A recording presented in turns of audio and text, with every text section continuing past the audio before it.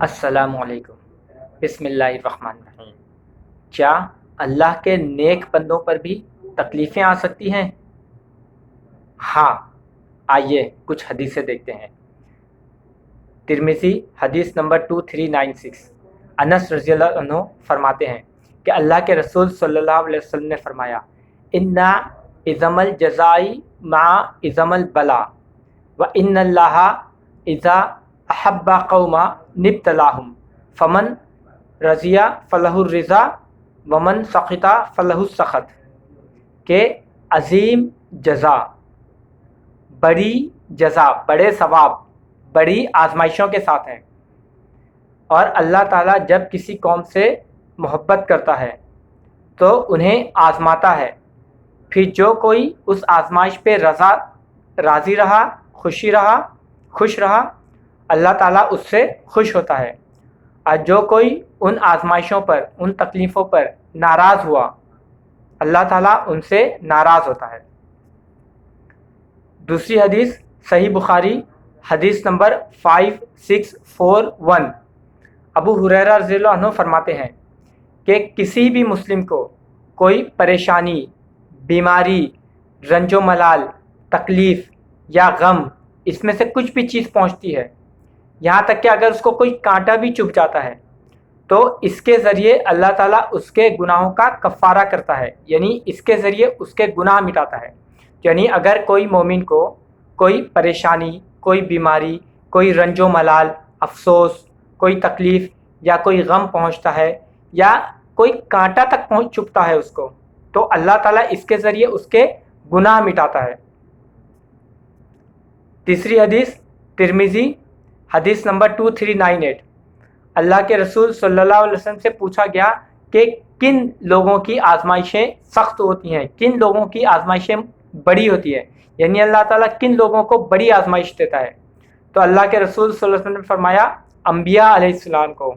یعنی جو نبی ہوتے ہیں، اللہ کے جو نبی ہوتے ہیں، ان کی آزمائشیں، ان کی تکلیفیں، ان کی امتحانات سب سے بڑے ہوتے ہیں۔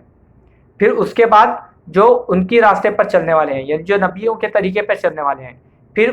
ان کے امتحانات جو ان کے طریقوں پر چلنے والے ہیں، یعنی جس حساب سے مسلمان کا ایمان جس لیول کا ہوگا، جس درجے کا ہوگا، اسی درجے کی اس کو آزمائش دی جائے گی، یعنی جتنا مضبوط اس کا ایمان ہوگا اتنی سخت اس کو آزمائش اور اتنا سخت اس کو امتحان اس سے لیا جائے گا، اور جتنا ایمان اس کا کمزور ہوگا، کمتر درجے کا ہوگا، تو اتنی ہی اس کی آزمائش اور اس کی تکلیف، اس کا امتحان اتنا ہی آسان ہوگا۔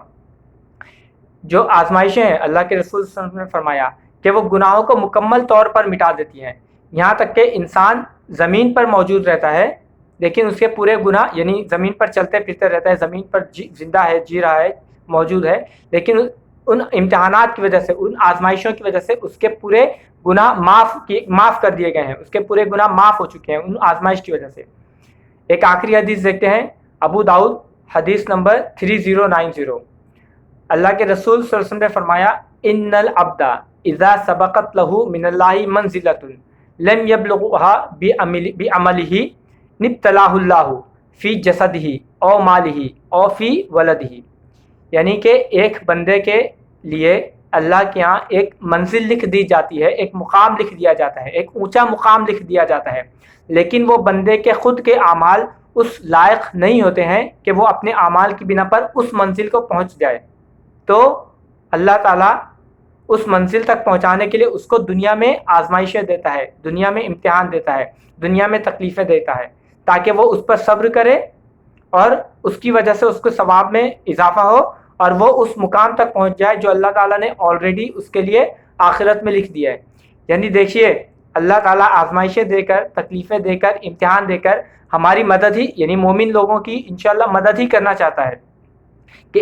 ایک بندے کا اللہ تعالیٰ نے آخرت میں ایک مقام لکھ دیا ہے، ایک اونچا مقام لکھ دیا ہے، لیکن اس بندے کے خود کے اعمال اتنے نہیں ہیں کہ وہ اس مقام تک پہنچ جائے، تو اللہ تعالیٰ اس بندے کو تکلیفیں دیتا ہے، آزمائشیں دیتا ہے، امتحان دیتا ہے، تاکہ یہ بندہ اس پر صبر کرے اور اس امتحان میں اچھی سے کامیاب ہو اور اس کے ثواب میں اضافہ ہو، اور وہ بالآخر اس مقام تک پہنچ جائے جو مقام اللہ تعالیٰ نے اس کے لیے آخرت میں لکھا ہے۔ اللہ تعالیٰ سے دعا ہے کہ اللہ تعالیٰ ہماری بھیجی ہوئی تکلیفوں کو ہمارے لیے عذاب نہیں بلکہ ہمارے لیے آزمائش اور امتحان بنائے، اور اس امتحان میں، ان آزمائشوں میں اللہ تعالی ہمیں کامیاب کرے۔ جزاکم اللہ خیرن۔ السلام علیکم۔